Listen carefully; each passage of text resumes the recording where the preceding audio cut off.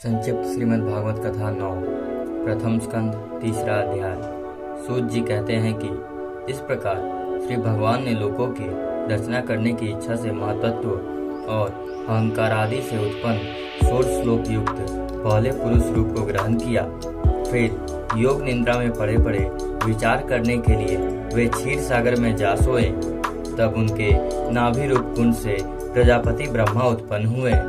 पश्चात उन्होंने अपने अंगों के विभाग से इस बृहद संसार की कल्पना की, जो भगवान का सबसे अधिक सत्व गुण का वह शुद्ध रूप है, कि जिससे हजारों चरण, जंघा, बाहु और मुखों से हजारों मस्तक, श्रवण, नेत्र और नासिक से संयुक्त तथा हजारों मुकुट, वस्त्र और कुंडलों से शोभित है।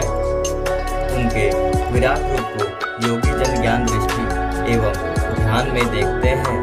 इस विराट रूप में अनेकों अवतारों का समावेश है, कि जिनके अंश मात्र से ब्रह्मा तथा उनके अंश से मरीच आदि देवता, पशु पक्षी और मनुष्यों की रचना हुई है।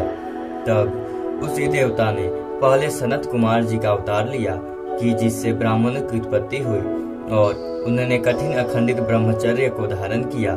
फिर उन यज्ञेश विष्णु जी ने सृष्टि रचना के लिए रसातल में व्याप्त पृथ्वी को उठाने के लिए दूसरा 12 अवतार धारण किया।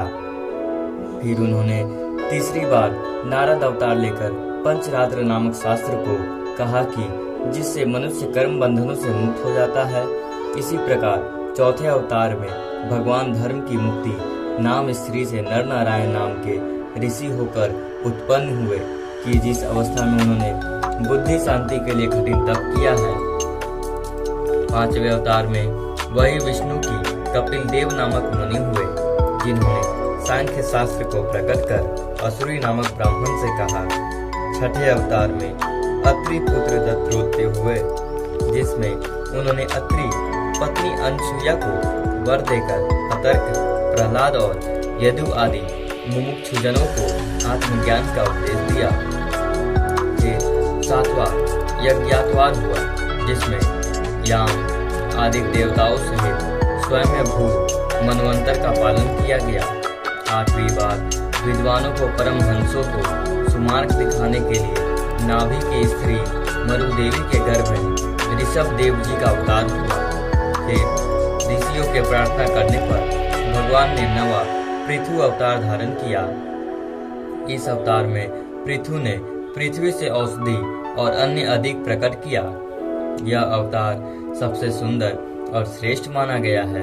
इसी प्रकार 10वीं बार श्री विष्णु जी ने चाक्षुष मनवंतर में प्रलय के समुद्र में मत्स्य अवतार ग्रहण किया, जिसमें पृथ्वी रूपी नौका में सब वस्तु रखकर वैवस्वत मुनि की रक्षा की गई।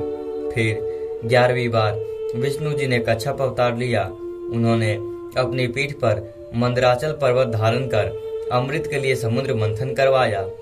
12वां धन्वंतरि अवतार हुआ और 13वां मोहन रूप से मोहिनी रूप धरकर दैत्यों को मोहित कर विष्णु जी ने देवताओं को अमृत पान कराया।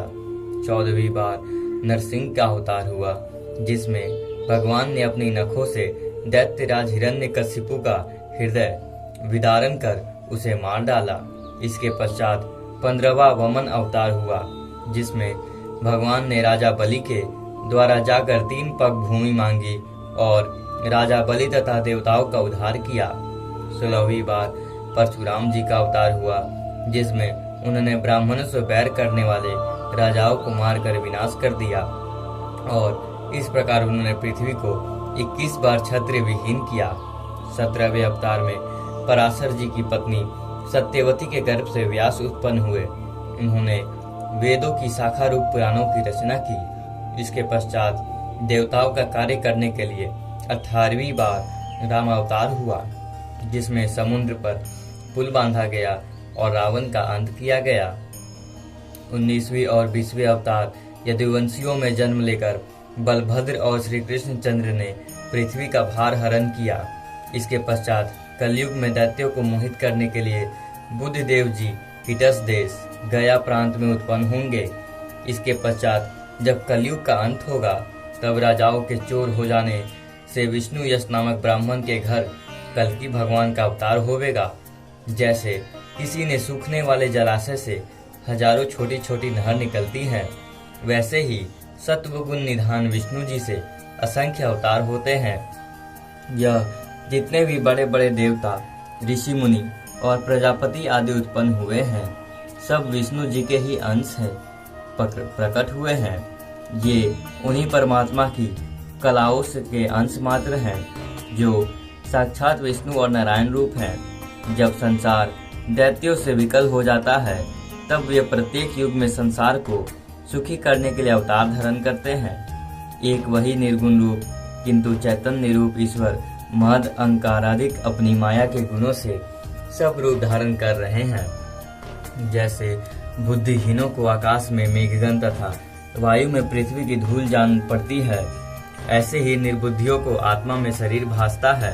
हे मुनियों, यह शरीर दो प्रकार का है, एक स्थूल जो सबको दिखाई पड़ता है और दूसरा सूक्ष्म जो कि दिखलाई नहीं पड़ता है। इसके अतिरिक्त एक और लिंग शरीर में है, जिसमें जीव होता है और शरीर छूटने पर यह शरीर फिर दूसरे स्थान में जन्म लेता है। पहले के दोनों शरीर माया द्वारा आत्मा से कल्पित हैं, जो श्रवण तथा मननादि भक्ति द्वारा ज्ञान से नष्ट किए जाते हैं, और यह जीव ज्ञान स्वरूप साक्षात ब्रह्मा हो जाता है। फिर उसी परमानंद स्वरूप की पूजा होती है। इस प्रकार वह अपनी लीला में सफल ईश्वर समस्त संसार की रचना, पालन और संहार करता है, परंतु वह किसी में आसक्त नहीं होता। वह प्राणियों में छिपा हुआ स्वाधीन 60 गुणों का स्वामी, इंद्रियों के विषयों के दूर किंतु सब रसों का भोक्ता है। उनकी लीलाओं का अंत नहीं है। वह संसार का विधाता, मन, रूप और वचनों द्वारा विस्तार करने वाला और तदात्विक से परे है। जैसे नट की लीला को कोई अनभिज्ञ नहीं जान सकता, वैसे ही आत्मज्ञान से रहित प्राणी ईश्वर की लीलाओं को नहीं जान सकते। परंतु जो भक्तजन निरंतर अपने सरल स्वभाव से उनके चरण कमलों की गंध को सूंघते हैं, वे अवश्य ही उन चक्रपाणी परमात्मा के स्वरूप को जानते हैं। आप लोग भी धन्य हैं, जो सब लोगों के स्वामी विष्णु जी में सब प्रकार से अपने मन को लगाए हुए हैं। जो इस प्रकार से अपने मन को भगवान के चरणों में लगाता है, वह आम आवागमन से मुक्त हो जाता है, जिसमें भगवान का चरित्र है। ऐसे वेद के समान इस भागवत नामक पुराण को भगवान वेद व्यास ऋषि ने बनाया है। यह परम पवित्र शास्त्र धन देने वाला है और सब प्रकार से कल्याण करने वाला है। यह वही पुराण है जिसे बनाकर भगवान वेद व्यास ने आत्मज्ञानियों में श्रेष्ठ अपने पुत्र सुखदेव को संसार के कल्याण के लिए पढ़ाया था।